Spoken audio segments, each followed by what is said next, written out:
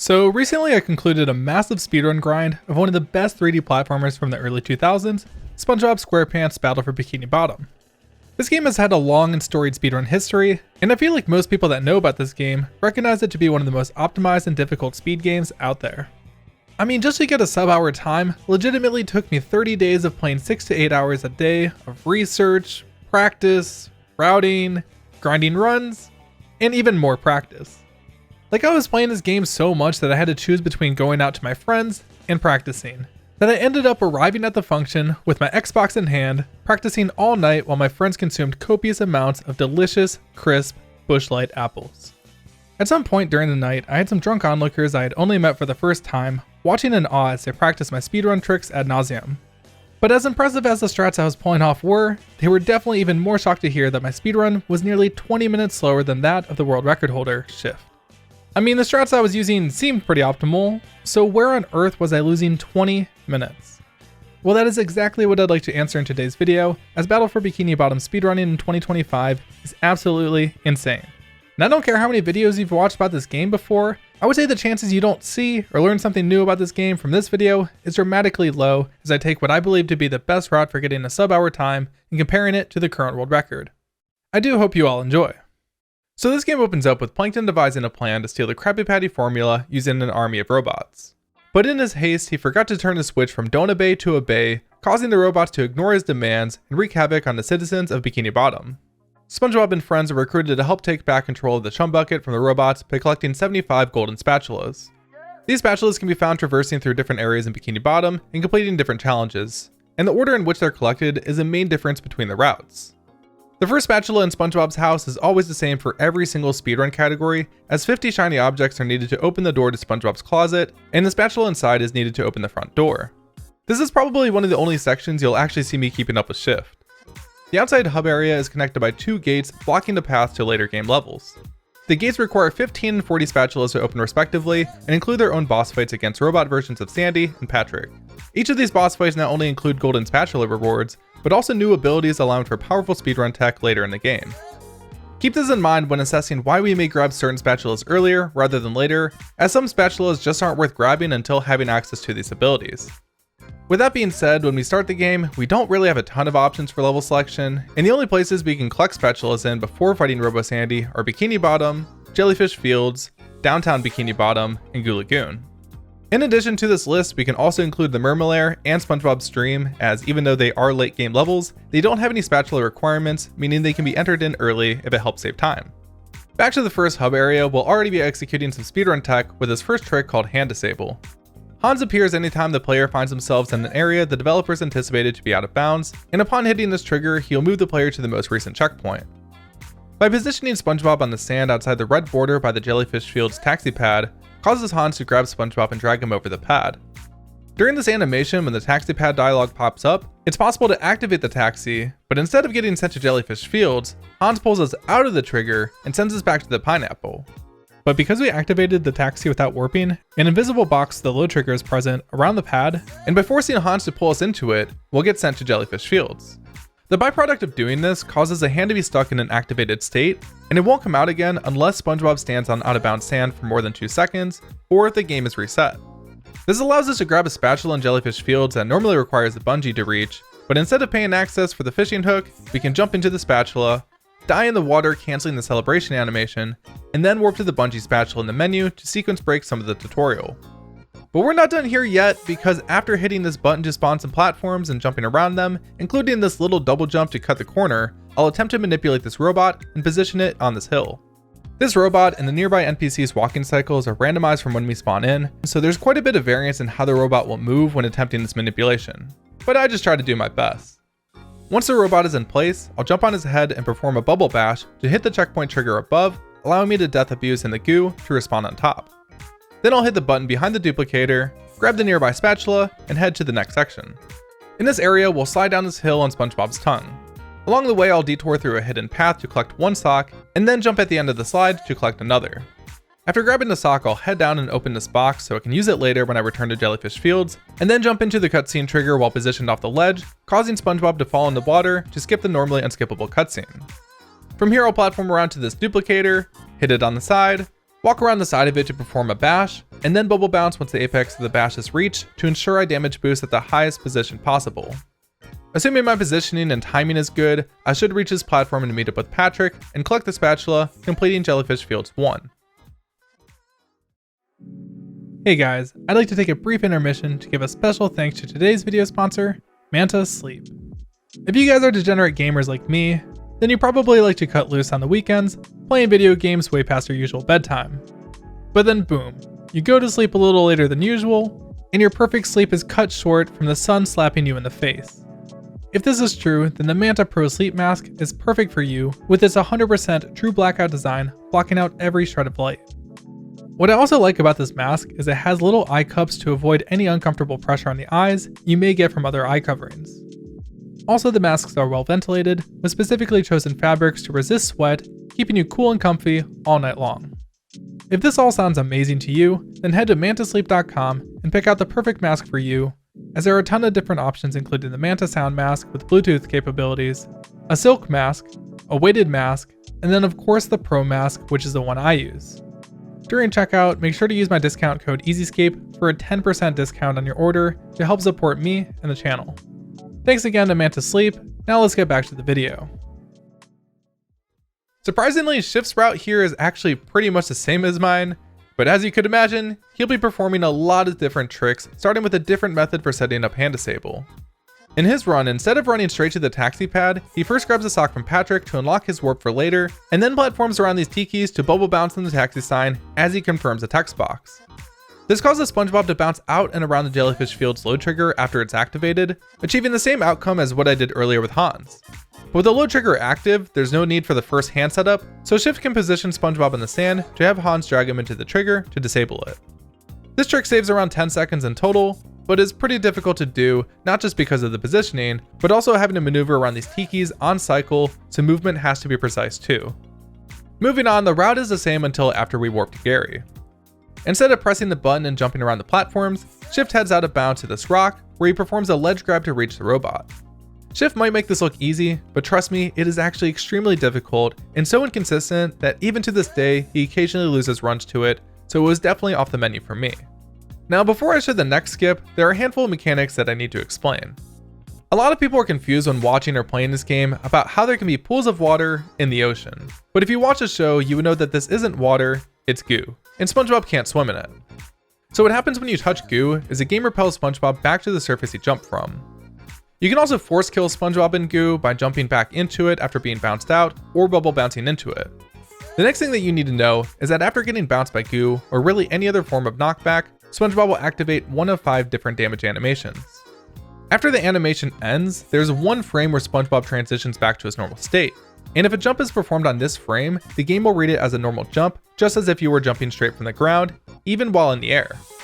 This allows SpongeBob to maintain his double jump, essentially allowing for a triple jump, assuming you also jump during the damage boost. Also, the first animation in the rotation is 32 frames long, while the others are 30 frames, so it's not even as simple as just getting used to that half-second timing. You literally have to know the cycle these animations are on, and be able to make a 2-frame adjustment for whenever the Bug Eyes animation pops up. With this newly obtained knowledge, it's a lot easier to understand how the next trick hammer skip works to damage boost triple jump onto the ledge. After hitting the button behind the duplicator, Shift heads through the slide taking the same hidden path that I did, but he's going to go for a more precise jump towards the final sock. By jumping into the platform instead of on top of it, Shift is able to grab the sock while also sliding past the platform, maintaining his speed. He then hits the checkpoint trigger, and then by frame perfectly jumping as he touches the ground, he maintains momentum with SpongeBob as he flies into the cutscene trigger and dies. The nearby box doesn't need to be open for Shift, since returning to Jellyfish Fields after Industrial Park is slower for top runners. After Shift respawns, he'll move in a set path towards Patrick located on the platform in the back. While running, a robot will always spawn in front of him, and by carefully spacing a double jump over the bot as it hits him, he'll gain momentum and slide off the platform where he has a handful of frames to input a head bash and fly into Patrick's trigger. After grabbing Patrick's spatula, we'll head back to Bikini Bottom. Once I spawn in, I'll head over to Patrick and grab his sock to unlock his warp, and then run over to Squidward's house to perform some tricky platforming to reach the top. I found that the easiest way to pull this off is to jump inwards towards the bridge of his nose, allowing SpongeBob to stand on it for a second, and then jumping around the eye to climb up, because ideally we want to avoid any ledge grabs, because they waste 1.5 seconds each. But even then, it's much more important to get up quickly without falling. After collecting the spatula on top of SpongeBob's house, we'll have enough spatulas to enter downtown Bikini Bottom, and by using the sign located by the taxi pad, we can jump around the trigger to unlock the level, but also make the dialogue trigger pop up quicker, so we can use it early to skip some of the cutscene and save a whole 1 second. The only difference here from Shift's run is he starts climbing Squidward's house immediately after warping in, since he already unlocked Patrick's warp earlier. But I'd like to point out that it's imperative that he avoids talking to Mr. Krabs at all costs, otherwise we won't be able to perform a spatula dupe later on, which I'll explain once we get to it. Once in downtown, the route is pretty similar for most of the level. First we'll start by jumping over to this little bubble that transforms SpongeBob into a SpongeBob form. However, instead of transforming right away, we can use a double jump falling animation to delay the transformation, which is also known as SpongeBob storage. By continually chaining double jumps, we can grab 2 wheel collectibles before intentionally holding forward after landing to cancel the double jump animation into the walking animation, which removes the storage and allows us to use the SpongeBob to reach the next section a little bit quicker. Here we're met with a cannon shooting objects at SpongeBob, which we'll attempt to manipulate to hit the tikis blocking the 4 buttons surrounding the statue. While obviously we want to clear through this as quickly as possible, it's also important to try and chain destructible objects together to optimize combos for additional shiny objects, the threshold being 1.1 seconds when one object is destroyed after the next. The only problem is the sinks shoot out of the cannon randomly, and the cannon also bobs up and down, which essentially means there's a bit of variance with the cannon shots, causing it to over or undershoot at times. But even in worst case scenarios, we can usually clean up the rest of the tikis, only losing about 4 or 5 seconds at most. Once the last button is pressed, we can grab the spatula on the statue and head around the outskirts of the level. I actually much prefer doing downtown early rather than later, not just because it is objectively faster, but also because I think this level has some of the most difficult cruise boost movement in the entire game, which is a movement tech we'll be getting into later, but let's just say climbing up the statue and hitting these buttons while it's activated is much easier said than done, and I don't miss it at all. As we make our way around the level, we can grab the sock as well as try to set up another combo with a nearby robot and tikis. Behind this building, there's an invisible out of bounds trigger present, but with the hand disabled, it doesn't grab SpongeBob as long as we don't touch the sand for any longer than 2 seconds. Afterwards, we'll need to pick one of 3 methods for clearing the nearby fence to reach the final spatula. The first and easiest method is to turn into SpongeBob, build up speed to bounce off this arrow, to jump to this doorway, and then over the fence. From here we can talk to Gary to get the mission warp and use it to swap to Sandy, to platform and glide our way to the exit. But this method is really slow, so instead we'll be using an advanced speedrun tech called SpongeBob Displacement Jump, or SDJ for short. SDJ is more of an unintended byproduct of SpongeBob storage. You see, when transforming into the SpongeBob form, the game saves the exact position you transformed at. But by using SpongeBob storage, it's possible to jump onto raised and even moving platforms before activating SpongeBob. If this is done on a moving platform and the transformation occurs while the platform is at the bottom position, the game will save that location. But the location will also move with the platform as it raises, causing a displacement. The byproduct of this displacement is when SpongeBob exits SpongeBob, his height will adjust to the distance of the displacement. This movement takes place in the span of a single frame, giving SpongeBob a massive speed boost, and by combining this with a jump, will cause SpongeBob to shoot up into the air, giving plenty of height to clear any barrier. Applying this knowledge to the speedrun, I'll use SpongeBob storage to activate SpongeBob on a stack of tikis, and wait till the transformation completes to store SpongeBob's position. After rolling away, the shy tikis will rise, causing a displacement. By pressing B to exit the SpongeBob form, and then jumping on the following frame will allow me to gain a ton of height and jump right into the spatula. And yes, this trick is frame perfect, but inputting a frame perfect button combination is definitely easier than reacting to some of these one frame timing windows like damage boosts, and we can also make use of menu buffers to make the trick a lot easier. Speaking of damage boosts, we're now into the third method of grabbing the spatula that Shift does, which swaps out the SDJ I did with 2 frame perfect damage boosts, the first being with this floating tiki stack to cross the first gap and collect a quick wheel. The second one is performed with this cannon to just barely reach his pipe leading to a spatula. You'd probably think this saves a ton of time, but the damage boosts only save roughly 6 to 8 seconds total over the SDJ setup, just to give you an idea of how optimized Shift's route is, and the only reason it saves any time at all is because of the wheel grab. But for the rest of the level, the routes will be identical between us, other than a handful of minor optimizations. Following the spatula, we'll enter the door to unlock the warp for the Across the Rooftops mission, and then warp to learn Sandy's moves. From here we can also lasso the nearby tikis while swapping into SpongeBob, and then set up for another SDJ with the same tiki stack from earlier. This time, however, we'll go in a different direction and head through this gate to collect a wheel, but it's important that we stay on cycle from the point we load in and don't lose any time on the way over, otherwise the spinner will get in the way. This SDJ is going to be slightly different from the last, and we're going to use those menu buffers I mentioned earlier by pressing the B and start buttons at the same time, hoping to frame perfectly buffer a B input into the pause menu. This causes SpongeBob to cancel the SpongeBob form and essentially store the displacement into the menu, also known as vertical momentum storage, or VMS for short. While the menu is open, we can warp to any mission of choice, and by jumping on the first actionable frame after the load screen ends, we'll have executed an SDJ with a stored displacement to get boosted upwards. In this case, grabbing the Swingin' Sandy spatula with Sandy. The added benefit of grabbing the spatula is it opens a teleport box across the area, so we can hop in the box nearby to skip across half the section, and it's also pretty convenient that the VMS warp we did switches us to Sandy for the next section. From here we'll make our way swinging across gaps, taking sharp lines, jump off this Mayo bot for a skip, collect a few collectibles along the way, and then finally dodge this missile from the Chuck and grab the spatula. Throughout the run, the only collectibles we need to grab for Mrs. Puff are these wheels in downtown, and we only need to grab 6 of the 11 in this level for reasons I'll get into later. Inside the lighthouse, we'll need to take out every single enemy before the full world drop. We'll start out by grabbing the sock near the ceiling rather than using a trampoline to get it. Then the main trick for this section is just remembering the exact locations of the duplicators so you can hit them while dropping down before they're able to spawn anything. After hitting the second to last duplicator, I'll run across the center of the area to trigger the Thunder Tiki to guarantee I'll have at least 3,000 shiny objects to purchase a spatula in Hub 3. After grabbing the wheel through this barrier, we can hit the last duplicator and clear out the rest of the enemies to get another spatula. The last thing we need to do before exiting the level is set up for one last VMS by first grabbing the sock and then jumping below to set up SpongeBob storage. Assuming everything was executed quickly, we should be able to land on this moving platform just as it begins to move downwards. We'll want to space the SpongeBob transformation so it occurs while SpongeBob is on the back edge of the platform and then roll off the front. Since the SpongeBob position is stored on the opposite side of the platform, you can literally see the platform flip to the other side even without SpongeBob on it.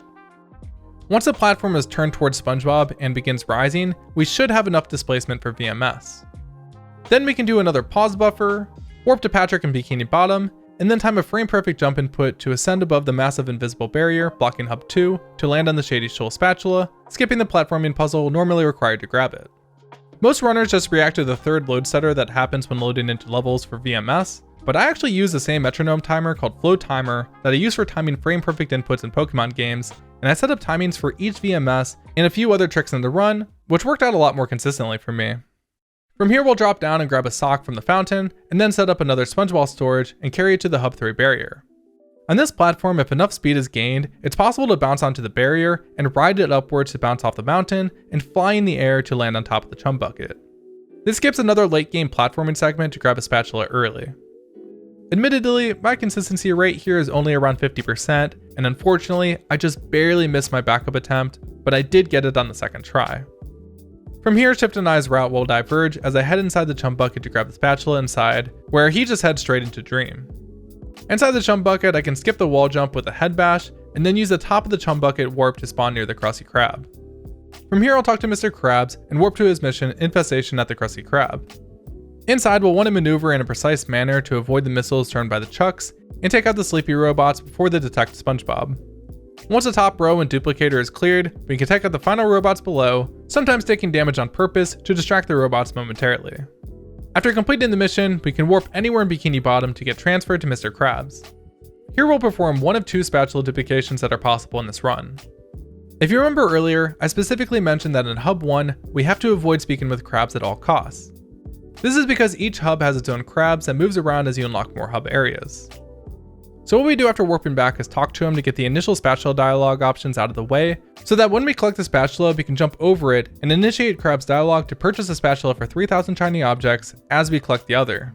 This collects both spatulas at the same time to skip the 6-second celebration animation. Where the actual dupe comes into play is whenever we warp back to Krabs in Hub 1 and initiate his dialogue, his spatula counter will reset back to 0, allowing us to buy the first spatula again. But before this, I'll head into SpongeBob's Dream, as like I mentioned before, this level doesn't have a spatula requirement, so we can get some quick and easy spatulas to finish off the Robo Sandy requirement. This first spatula can be kind of tricky because you need to skip the intro cutscene and Gary's dialogue as quickly as possible to be able to stay on cycle for the moving blocks. We need to maneuver around these quickly without losing any speed. This is because we're about to ride this slide and perform a massive double jump into this block, damage abuse off the spikes into this trampoline to land on top of Squidward's house. Again, we end this with only one underwear left, so there's no room for error. The fact this trick requires being on cycle does mean Shift and I are pretty much the same speed for the spatula, but how we play the rest of the level is completely different. In my run, I'll warp to the recently unlocked Super Bounce warp and then head into Sandy's stream. Shift doesn't do the spatula until later in the run, but I'll do it now by switching into Sandy and sliding down the ramp to then glide my way over to this giant nut. By bashing Sandy's head into this exact spot in the side of the nut allows me to trigger the teleport box above and set a new checkpoint. I'll then kill Sandy on the nearby manure, spawn on top of the nut, and grab the spatula, concluding my Dream 1 segment. As for Shift, after grabbing the Super Bounce spatula, he heads into Squidward's dream to unlock the warp for later, and then warps back to the start of the level. From here, he'll set up for another damage abuse triple jump, using these spikes to jump to this platform, and then time a well-spaced double jump to grab the spatula. During the spatula collection, the platforms in the background continue moving, and Shift will use this cycle to set up for another tricky damage boost triple jump with the slick to clear the gap. This is a much more difficult variation of a beginner trick called oil skip, which is normally a trick I'd need to do in this run, but with me collecting the Shady Shoals and Chum Bucket spatulas early, I can save these dream spatulas for later and essentially skip oil skip. After collecting the spatula, Shift heads into Patrick's stream to collect an easy spatula, the perfect way to end such an absurdly difficult level with so many cycle dependent tricks tied in with frame perfect triple jumps. Following Dream 1 and Krabs, we can manually warp back to Mr. Krabs in Hub 1 and speak with him to reset his spatula counter, and then enter Squidward's house. In here we have to destroy all the objects to unlock a sock, and 10 jumps to annoy Squidward into giving up a spatula. The biggest time save you can do here is leaving his music stand as the last object to destroy, and then destroy everything else while spamming short hops and low to the ground double jumps.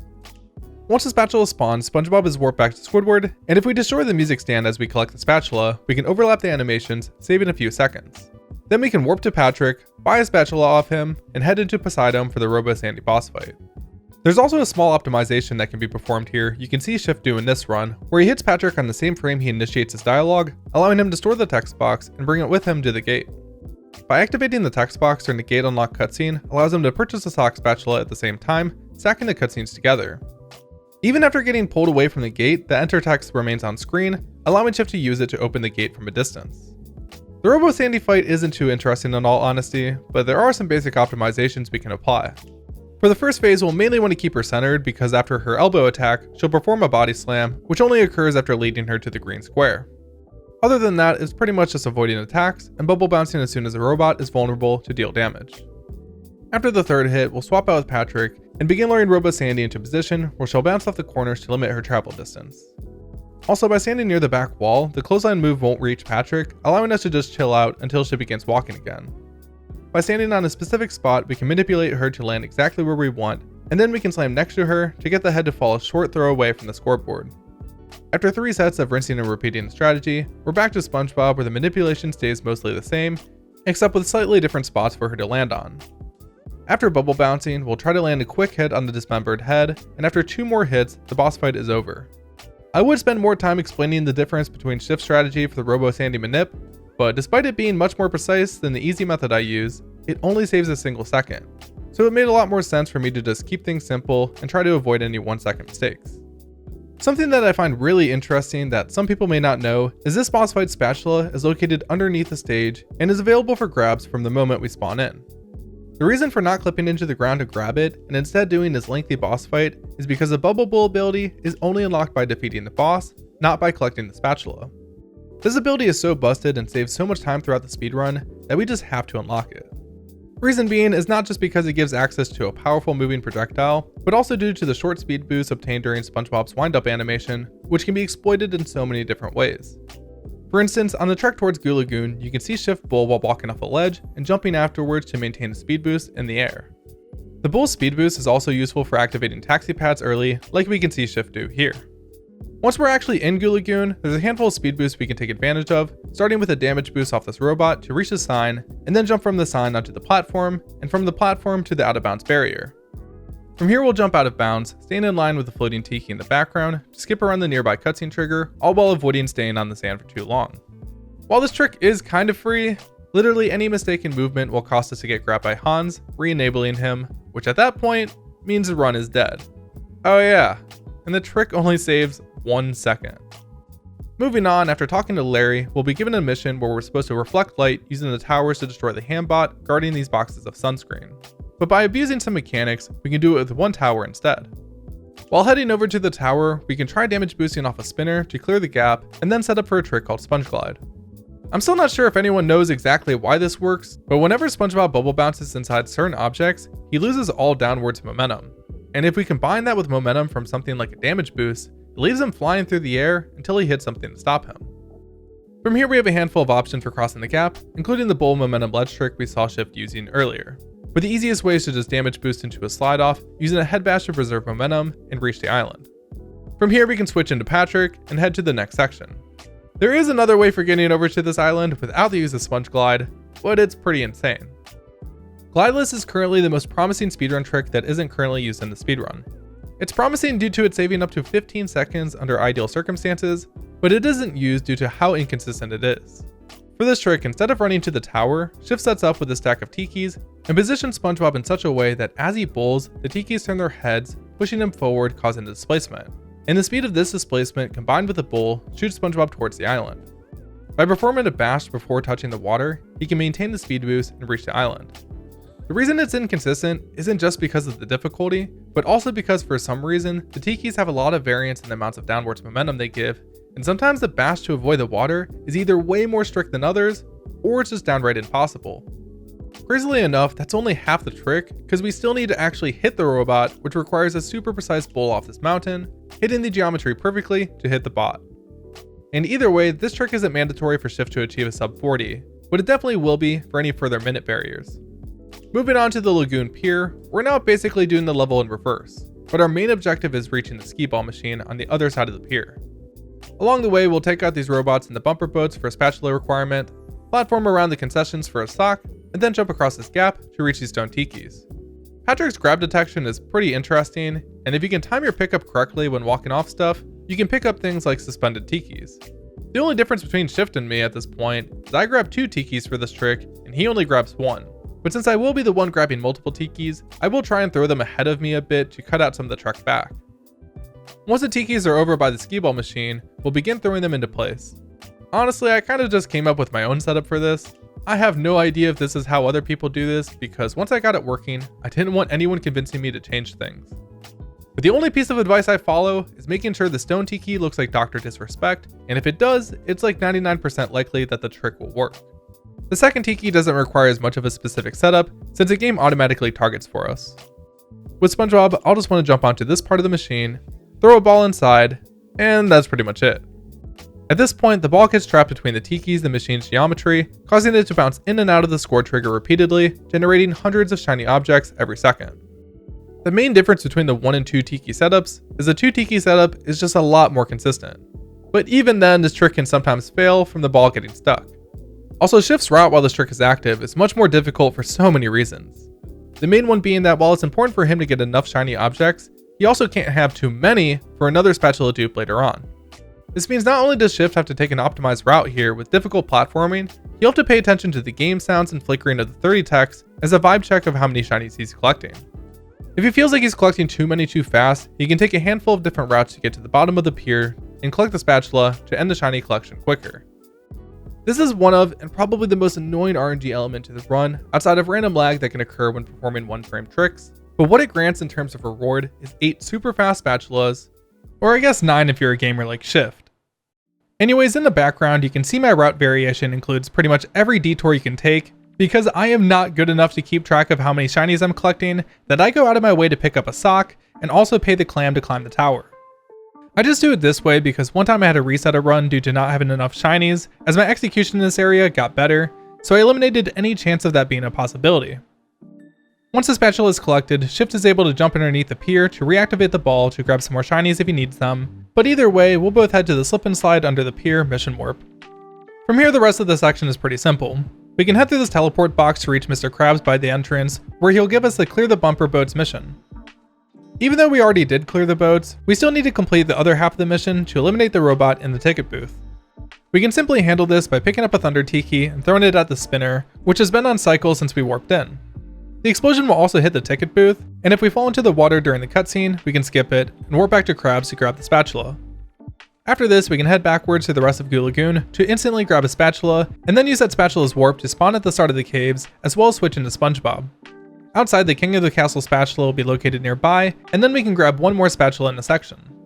Normally for this spatula, we'd pay a clam to grant access to a button to be activated with Patrick, but the trigger for this button is always active, so if we can bowl into it, it is possible to lower the water, revealing the spatula. The main difference between Shift and I's route is that he does his bowl from a beam attached to the awning, which is a lot more precise than the spot I do it from. This also allows him to bounce up to these Thunder Tikis to collect extra shiny objects and a sock, and he can also use his damage boost to jump into the spatula, landing in the water to skip the celebration.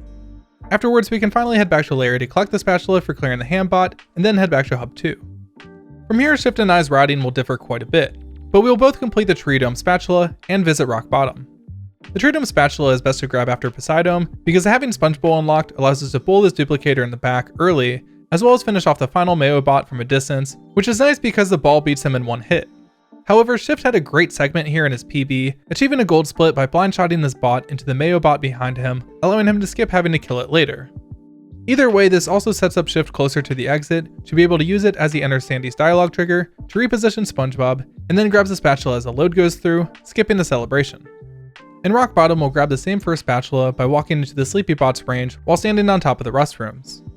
Then we can damage abuse across the chasm using the nearby hot sauce pools to maintain momentum, and even add in a frame perfect triple jump to extend the momentum even further. This is another case of us using an exit to reach a spatula early, which we can collect while interacting with the exit to skip the spatula celebration. This is the only spatula I'll grab, but Shift will grab one more using the warp we just unlocked to use another Sleepy Bot damage boost into a slide off head bash to reach his spatula quickly. This Rock Bottom trip isn't only useful just for these quick spatulas, but also to make sure we've cleared the Mrs. Puff text boxes before revisiting later on. The rest of the Hub 2 route is quite a bit different between us, as I'll enter the Murmur early, whereas Shift waits until after Industrial Park to enter. This first section is a pretty simple walkthrough with a handful of speed boosts used to reach the end.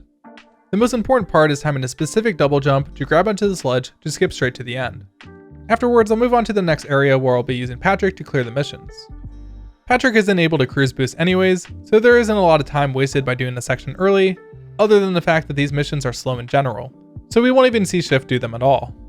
These missions include these funnel machines, which need their buttons hit in order to get a spatula from Mermaid Man. Pretty simple enough. After collecting the spatula and using the nearby teeter-totter, we can reach the next puzzle, the Spinning Towers of Power. Although it's not really much of a puzzle, because slamming on each of these buttons in a clockwise rotation solves the puzzle each time for another easy spatula. After grabbing the spatula, we'll hit this button, and then slide into this part of the slide to get Patrick stuck. After 3 or 4 rotations of Patrick bobbing his head, he'll build up enough speed to jump into the zone for the prawn boss fight. But this is just to unlock the warp for later. After warping to Mr. Krabs, that pretty much wraps up Hub 2. Back to Shift's run, we're back to where he is after exiting the Tree Dome, as he sets up for yet again another spatula dupe. By using the same text bug he used earlier with Patrick and Bubble Buddy, he's able to store the Bubble Buddy text box and use it to interrupt Mr. Krabs' dialogue. Shift sent me an explanation of how this works, so if you'd like to, you can pause the screen to read it, but I will do my best to explain it here as well.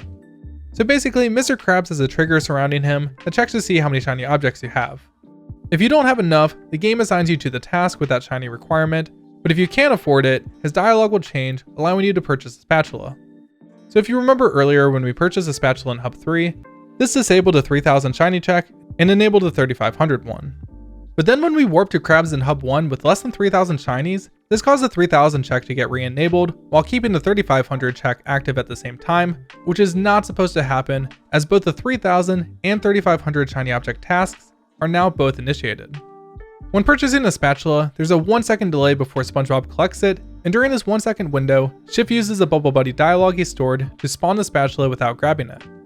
Normally grabbing a spatula disables the 3000 shiny check and enables the 3500 one, but since we don't grab it, this never happens, and Krabs is stuck interacting with SpongeBob.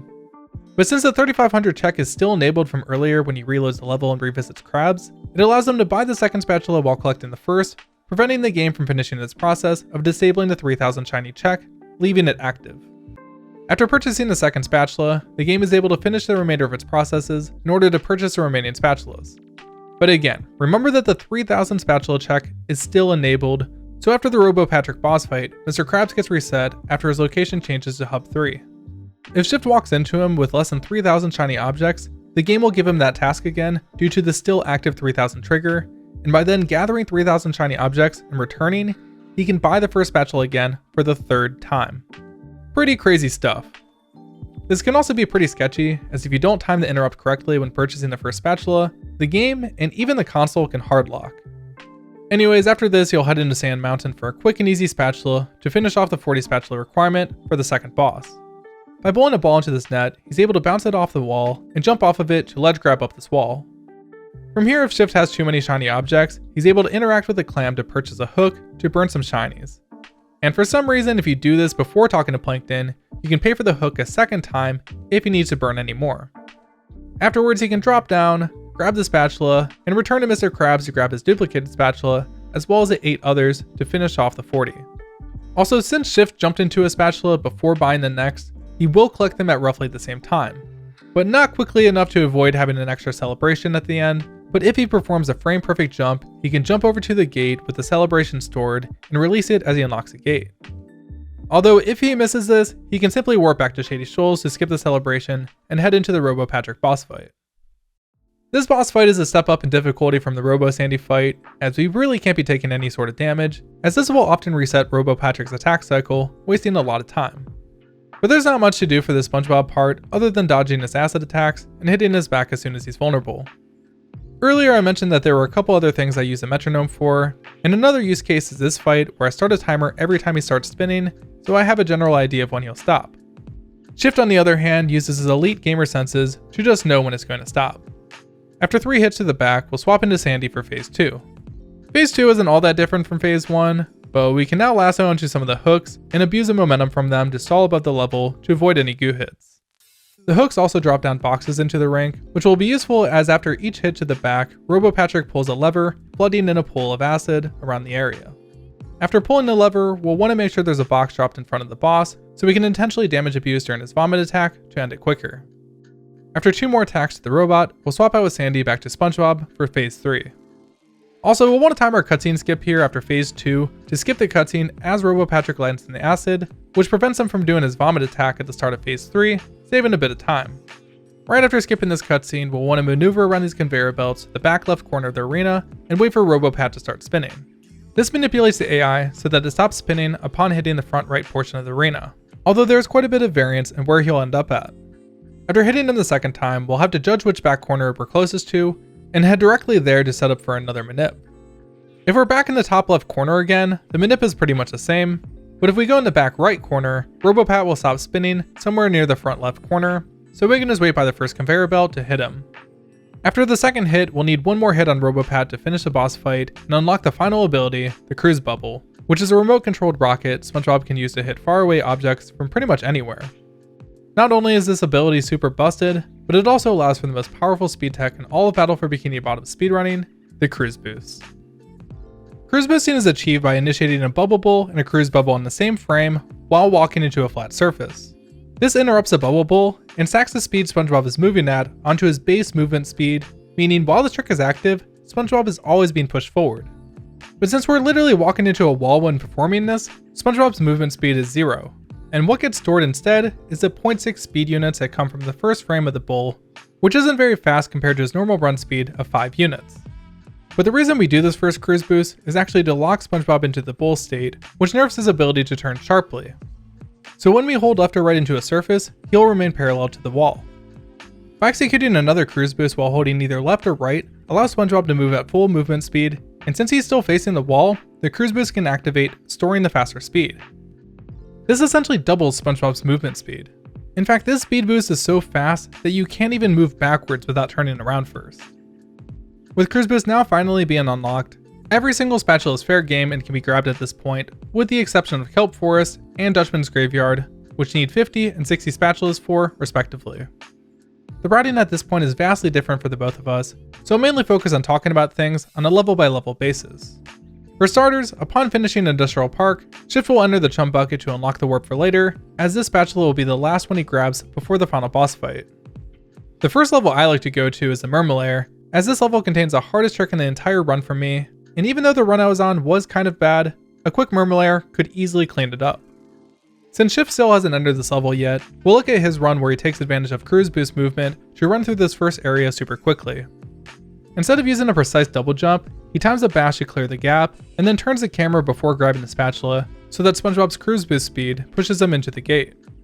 In the next area, Shift sets up another cruise boost and uses it to cross this gap, and then does another bash to get onto this platform. The tricky part here is he also pushes the camera down to generate a bit of lag to help him onto the ledge. By jumping into the computer up here from underneath, he's able to hit the dialogue trigger to raise SpongeBob up onto the platform to unlock this warp for later. Then he'll meet up to where I'm at by jumping into the prawn fight trigger. In prawn, I'll immediately set up for a cruise boost. Once the fast cruise boost is obtained, I'll use a head bash after jumping onto this fence to jump around the geometry and position SpongeBob in this corner. By tapping the left trigger while cruise boost is active into certain walls, will give SpongeBob an added little push to be able to clip through thinner walls. After clipping through the wall, we can then platform around the out of bounds geometry and use it to jump into an invisible debug trigger, which is present in a lot of different boss fights to win the battle immediately. I had a little bit of difficulty with this trick because normally to clip through the wall, it requires 3 left trigger inputs, which is pretty much how it always goes in practice. But of course, for my run, it only took 1, which rarely happens, and I didn't react in time. This kind of messed up my flow for the entire trick, and I barely missed a trigger, causing me to have to climb back up to try again. Luckily, I did get it on the second try. After hitting the debug trigger, Shift goes for an optimization here by bowling towards the spatula as he opens a gate to collect it and store the celebration. Then after the load, he'll time a cruise bubble input frame perfectly to skip the stored celebration and hit the button by the spinning towers of power. Next, he heads into the security tunnel. Our strats here are pretty much the same, and this is actually an area that's a little bit easier to clear through with the cruise boost, as you'd otherwise normally need to perform some damage boosts and tricky platforming to get up. The only problem for me is that I am just not the greatest at cruise boosting on the original Xbox controller, which is what I was using for this run, and it wouldn't be until I got an adapter to use a Switch Pro controller on the OG Xbox that I would be able to get the frame perfect inputs more consistently.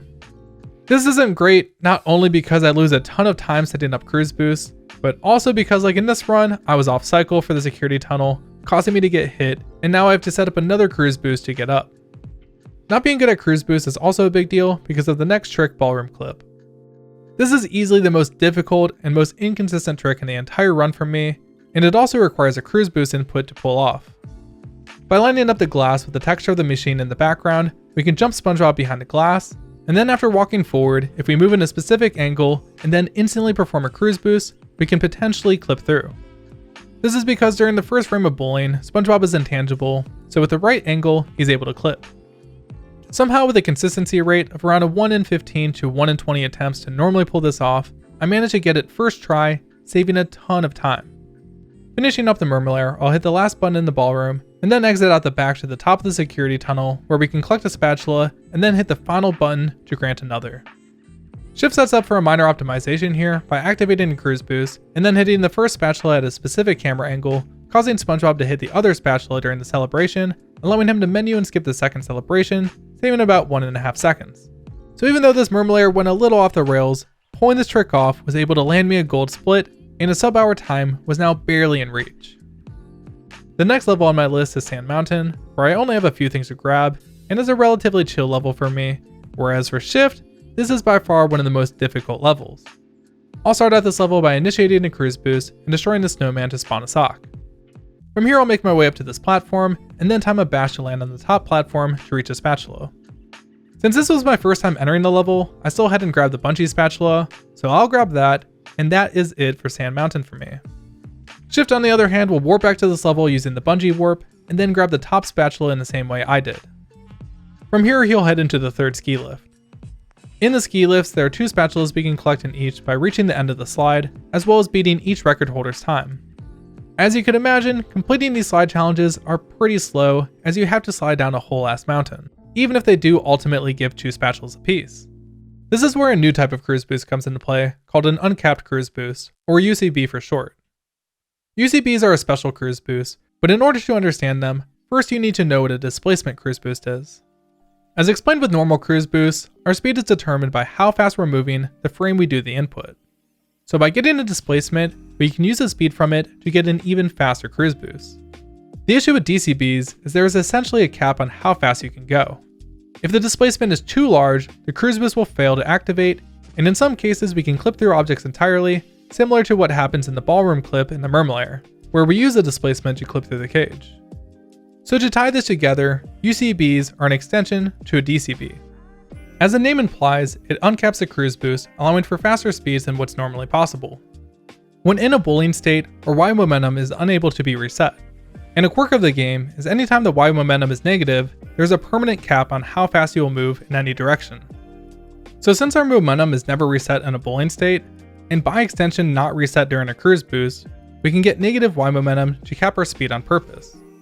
It may seem weird that we'd cap our speed, but this is actually necessary, as now that the speed is capped, we are able to get a huge displacement and properly store it. And while the speed is capped on the ground due to the Y momentum, it's possible to jump or bash, which temporarily uncaps the cruise boost to its full speed, while the momentum is positive. This allows for temporary bursts of speed, or the more useful ability to clip through objects like we can see Shift do here. It kind of goes without saying, but UCBs are extremely difficult, and it doesn't just require activating the cruise boost, resetting the Y momentum, and frame perfectly performing a cruise boost during the displacement, but SpongeBob is required to have a very specific angle with less than a single degree of leeway to execute the trick.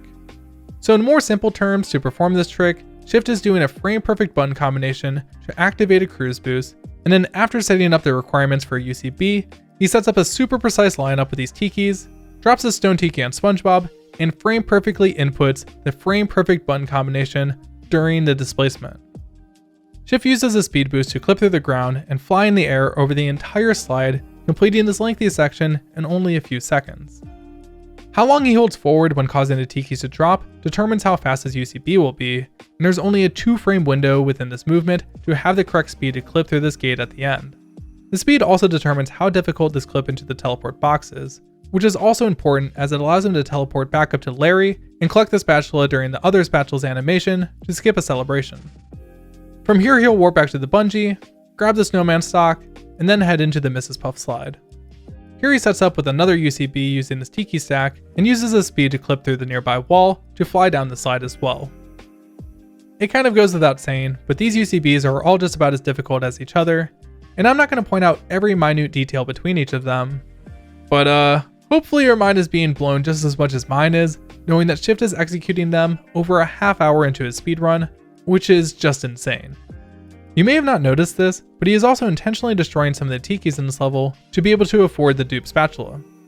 At the end of the slide, he grabs a sock and then platforms across this banner to land on the other side of the fence by this teleport box. Again, another setup is used to enter the box and collect 2 spatulas at once to skip the celebration. Afterwards, he'll head to Mr. Krabs in Hub 3 to walk into his trigger to activate the first spatula as a task since he has less than 3,000 shiny objects, and then use the sponge ball to reach the Kelp Forest entrance. Even though my run isn't in Kelp Forest yet, I will use my segment to compare how Shift handles this level. I first start by setting up a cruise boost on this box, and use the speed boost from it while bouncing off this leaf to reach this gate. By simply touching the sand here, we'll hit a trigger to drop down some of the platforms to get back to the gate, but while we still have the cruise boost active, we can use it to run to the end of the section. Along the way, I'll want to trigger Mrs. Puff to access her mission warp for later. Then after grabbing the spatula, I can jump into the nearby goo to collect a sock you're normally meant to collect as Patrick. Since I didn't hit any checkpoints on the way over, I'll spawn back at the beginning of the level and head up the platforms I dropped to start completing the level in reverse. I'll start with grabbing the spatula at the bottom of the Kelp Forest slide. Afterwards, we can use the nearby teleport box to warp to Mermaid Man to complete his time challenge, which we can completely cheese by hitting the trigger to start the timer without actually riding the slide, and then using the teleport box to reach the bottom. We can then warp back to Mermaid Man to collect a spatula and head through the gate to reach the exit of the Kelp Caves, where a spatula is just chillin'. We can then use that spatula's warp to warp to the start of the caves and head out the entrance to grab the Tiki Roundup spatula. Before grabbing it, I can use a cruise bubble to hit this button, initiating the Patrick Spatula Challenge, lifting this crate. But we can just hop down to SpongeBob and grab it with him instead. There's just one more spatula to grab in Kelp Forest. One thing I did skip past that happened in my run just before Rock Bottom is I warped to downtown Bikini Bottom to collect my 6th wheel collectible, and we're going to use these wheels to break Mrs. Puff's challenge. Rock Bottom and Kelp Forest share one similarity in their Mrs. Puff challenges, in that they both require 6 collectibles to get the spatula. But by warping to these levels from downtown and activating Cruise Bubble on the frame you load in, allows us to transfer those collectibles in for long enough to pass a game's check to see if you have them all collected. This input, similar to all other 1 frames through menus like VMS, aren't truly frame perfect, as there is some amount of lag when loading in, making the game run at a slower frame rate. But it still is pretty difficult, so similar to earlier, I use a metronome to pull these off. Now back to Shift's run, he'll of course be setting up for another UCB, squeezing SpongeBob between this rock and the wall to cause a displacement. With this massive speed boost, Shift does everything you just saw me do, but at an insane speed. He also falls into the water after grabbing the spatula to store the celebration, and then chains double jumps together to reach a gate and enters it to skip the animation. For the kelp for his slide, luckily for Shift the best way to do this is with a plain old cruise boost and using it to jump around the start trigger. Then he hits the bottom of the slide trigger by collecting the spatula, and warps back up top to collect Mermaid Man's spatula. The run is pretty much the same until after exiting the kelp caves. Outside he'll initiate a cruise boost, grab the first spatula, and then head down to this cage to perform what is essentially the ballroom clip, but on steroids. For this trick, Shift has to execute a cruise boost as he moves in between this rock and the cage to clip through it. He can even potentially clip through the cage like you see here to skip the spatula animation, but this requires an even more precise angle and Z position. Here are 3 frames involving the setup. This first frame is an early input, meaning the trick won't work. The second is the correct setup that will also get the animation skip, and the third is late and won't work. Feel free to move in between these frames to try and spot the differences. This alone should give you an idea of how difficult this trick is. Anyways, during the spatula animation skip, Shift warps to downtown where he's already collected 6 collectibles due to his 1 frame jumps from earlier, and then immediately warps to rock bottom to smuggle in the collectibles, and then sets up a cruise boost on Puff while waiting for her to give the spatula. Back to my run, I'll also grab the collectible spatula, and then set up a cruise boost to platform around the level. This includes a tricky head bash bubble bounce to get to the sledge, and then a trampoline jump to reach the spatula. Next I'll jump back across the chasm to reach the sock, and jump down in front of these shy tikis. As you may have noticed already, shy tikis don't react to cruise boost speed, only if SpongeBob is actually walking, so I can head bash on top of them from this dirt mound, and then just barely avoid this missile and this NPC trying to push me off the ledge to grab the spatula. Then I'll warp back to Bubble Buddy, head over to these tikis, and cruise bubble this button located at the beginning of a slide to spawn a spatula. Obviously we're meant to ride the slide to get the spatula, but instead I'll set up a cruise boost and head around the other way to collect 2 socks, and then cross this gap to collect the spatula. I'll also collect the spatula Shift already grabbed earlier in the run, but I use baby strats to grab this since it's so late into the run, and my cruise boosts just aren't consistent enough to always save time here. So instead I swap to Sandy and jump around this moving platform, and use the momentum from it to jump high enough to avoid the ledge grab and collect the spatula. Shift's run on the other hand will of course set up for another UCB using these tikis by Puff, allowing him to stack a ton of speed and literally fly through the level. There isn't too much for me to add here, so I'll just let you guys watch as Shift completes all the same objectives as me, but at warp speed.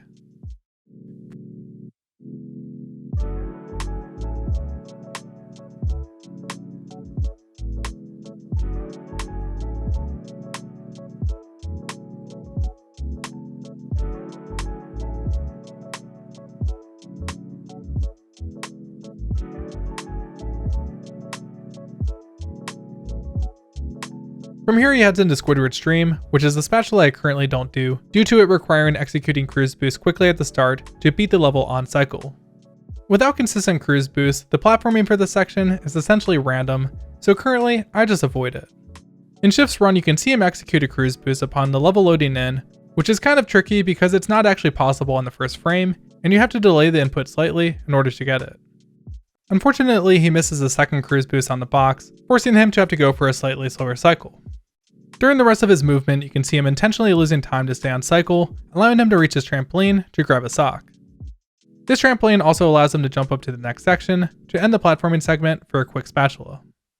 Next Shift will use a super bounce warp to grab the spatula I got earlier as Sandy. By using SpongeBob instead of Sandy, he can set up a cruise boost with Larry and jump towards the slide. By bubble bouncing onto the slide, Shift can delay the tongue slide animation and veer off to the left of the slide. From here he can jump back on, perform a spin to maintain momentum, and head bash as he touches the edge of the slide. With the correct amount of momentum preserved, and hitting the head bash in the correct frame allows SpongeBob to use a cruise boost and slide speed together to clear the exact amount of distance to reach his nut, also known as Fast Nut. Back in the day this would have been considered a YOLO strat to revive dead runs, and now it is a relatively easy trick based on the current run standards. Speedrun inflation is a real thing, I guess. Anyways, this concludes Shift's Stream 2 segment, but I still have mine to do. If you remember earlier, Shift and I grabbed completely opposite spatulas in Dream 1, but in doing so, I can use Cruise Boost here to get on top of this platform early, and then use a head bash bubble bounce to give me enough space to move the camera during the spatula celebration. This is easier said than done, and I unfortunately missed this, causing me to reload the level to set up another Cruise Boost. Honestly, at this point, I thought the chances for a sub-hour were dead after taking so long to Cruise Boost I got stung by a jellyfish. But of course, I kept the run going. The second Cruise Boost is used to ride up the same platforms and jump across a chasm to skip oil skip. After grabbing the spatula, I'll head into Patrick's Dream and collect his spatula as well. Before I get to the last level Dutchman's Graveyard, I do still need to cover Jellyfish Fields 2 from my run, as these spatulas essentially replace the one Shift got in Sand Mountain, plus a few others. To start this, I'll warp to Patrick's Dilemma and set up a Cruise Boost. Afterwards, I can hop into the teleport box, warp into the one I opened earlier, and then jump across this goo to land out of bounds. With the speed from the Cruise Boost, I can run around the outside of the level and completely skip the cave section. To clip back in, we can space a ledge grab on the slide to get back in bounds, which I managed to do with the Cruise Boost still intact.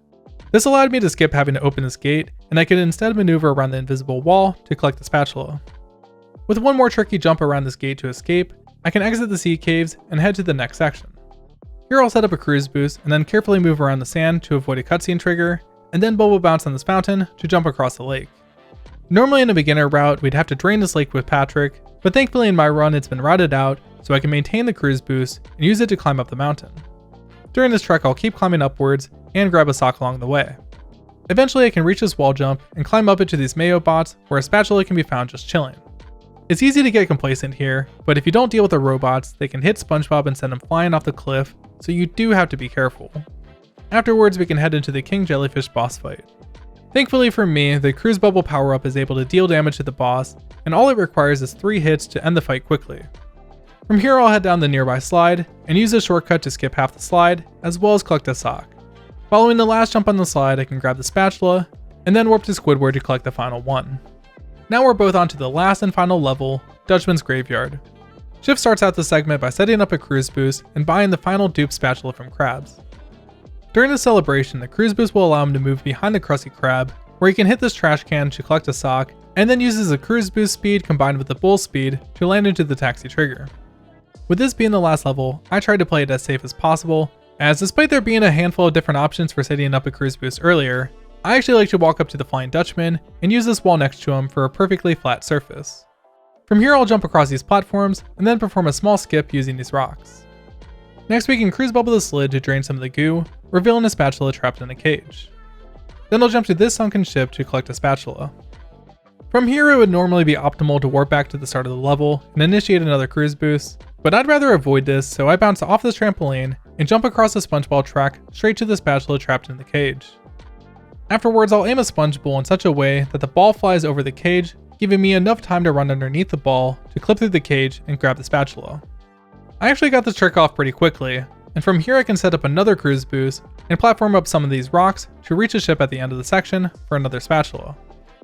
Next we'll have a spatula to grab at the bottom of a bungee, but just like most of the other bungee spatulas, we can just jump into it. Then we can use a bungee warp to set up for a Cruise Boost near this clam, and once I have some good speed, I can jump across the gap, head bash onto this window, jump onto this beam, and then head bash and bubble bounce onto the path above. Unfortunately in this run, I missed this bubble bounce, which I probably hadn't missed in at least the last 50 times I practiced this trick. I did manage to get it on the second try, but at this point, the run was on life support. In the next area, set up a Cruise Boost and head to the nearby ship to begin platforming up it. Maybe this run wasn't as cursed as I thought, as I somehow avoided getting hit by this Chuck's missile. This definitely made me nervous for a second, so I decided to keep the platforming a little more simple by ledge grabbing, which caused me to almost get shot by a Chuck again. Either way, after making my way up these platforms and hitting the last 3 buttons, I get a spatula, and then by jumping off this trampoline, I grab one more. This concludes my Dutchman segment. Now I'm sure you're curious as to how Shift does this level. Well, of course he starts with another UCB using this tiki stack located near the entrance. Now that he's out of bounds, he can actually jump underneath the goo to collect the spatulas, first starting with the one inside the cage, which he has enough speed to just clip through. He then jumps around the platforms underneath the goo, essentially blindfolded, and grabs the spatula on the ship. As he grabs it, he inputs a head bash to clip back through the goo. Then Shift will do some crackhead platforming, which you kind of just have to watch and appreciate, because just wow. Keep in mind the UCB speed is pushing SpongeBob so fast forward that the only way to turn around is by making huge sweeping turns, requiring a ton of awareness of your surroundings. Afterwards, he heads to the next section. Here he grabs the same bungee spatula I get, but uses a cruise boost to speed things up. Next, he'll set up for a cruise boost again after the warp like I do, but he'll go for an optimized path around the other side of this building, which is quite a bit more difficult. The final section looks pretty similar to mine as well, as Shift also needs to hit all 4 cannons, so there's not much that can be done in terms of reroutes, but he does use some clever jumps to reach this platform early, which I kind of want to try out myself, and then hits the remaining buttons. After grabbing the final 2 spatulas, we both head to Patrick to turn in our socks for the final spatulas. What's pretty funny here is once I warped to Patrick, I noticed that my best possible time actually shifted to just under sub-hour, so it was possible. And I was going to use a new warp to hopefully make the time a little easier, as I normally warp outside the chum bucket for some reason to go to the boss, when there's actually a warp inside. I had never actually used the warp before, and thought it was the 7th spatula, but I was wrong and warped to 2 wrong locations before finally selecting the right one. I didn't know how much this affected the time, but there was only one way to find out. For the Robo Sponge fight, we'll want to input a cruise bubble right away, using the invincibility frames to avoid getting hit, and getting a quick shot on the boss. Then I'll fire a second missile on the left side, making Roboplankton vulnerable for a missile shot himself. At this point, I have absolutely no room for mistakes, so I bait Robo Sponge to karate chop this platform, and move to the other side to use a momentum to reach a boss kill trigger located above. I'll want to wait a moment before skipping the cutscene in order to skip the spatula animation, and then head to the final area. Here we can jump from the trampoline to the duplicator, and then bowl into it to damage abuse below. This allows us to reach this platform out of order, not only allowing us to skip having to deal with Roboplankton shooting at us while cruise bubbling the fuses, but also the trampoline order is all messed up, so we can just trampoline to each platform and safely hit each of the fuses without needing any additional requirements. And after hitting the final fuse, it turns out my time save and time loss is cancelled out, and I tied my previous segment, allowing me to beat SpongeBob Battle for Bikini Bottom in under 1 hour. Special thanks to Unbones, who not only helped me with a ton of the information for this video, but he is also the one who made me a video example of this route for achieving sub-hour, and I know for sure I would not have achieved this time so quickly if not for his help. Also, I'd like to give a shout out to Smiley and Sky Midi for being the ones to come up with this route in the first place. As for Shift, he collects his final Pat Spat, and then surprisingly, doesn't mess up the warp into the chum bucket. Crazy, right? He then sets up a cruise boost and uses it to collect the final leftover spatula in this area, and then unlocks the door during the spatula animation, which is exactly why he saves the spatula for last. For the final boss, Shift will do a more difficult pattern using the cruise bubble to hit RoboSponge's hand as it flies out in front of him, then he cruise bubbles Roboplankton and uses the sponge bowl to quickly hit the last button. And then afterwards, he of course uses the debug trigger exploit to immediately end the fight. In his next section, he'll activate a cruise boost and then bubble bounce in the back edge of this trampoline to bounce up to this monitor, which he can maneuver around to clip through this wall. Here he will aim a bowl inside of the tunnel to hit the fuse, and then clip inside the next tunnel with a ledge grab. After spinning this fuse, he'll perform one more ledge grab clip, giving an open shot to the final fuse, and just like that, the run is finally over, resulting in the current world record time of 40 minutes and 46 seconds. Anyways guys, I know this video is pretty long, but I do hope you now have a deeper appreciation for just how truly insane this game is, and what 9 years of dedicated, consistent practice looks like. If you enjoyed, be sure to leave a like, as that's the best way to show support. Special thanks again to Shift and Unbones for helping a ton with this video, as well as Krinios for editing. That's it for today's video. Subscribe for more speedrunning related content, and as always, I hope you all have a beautiful life.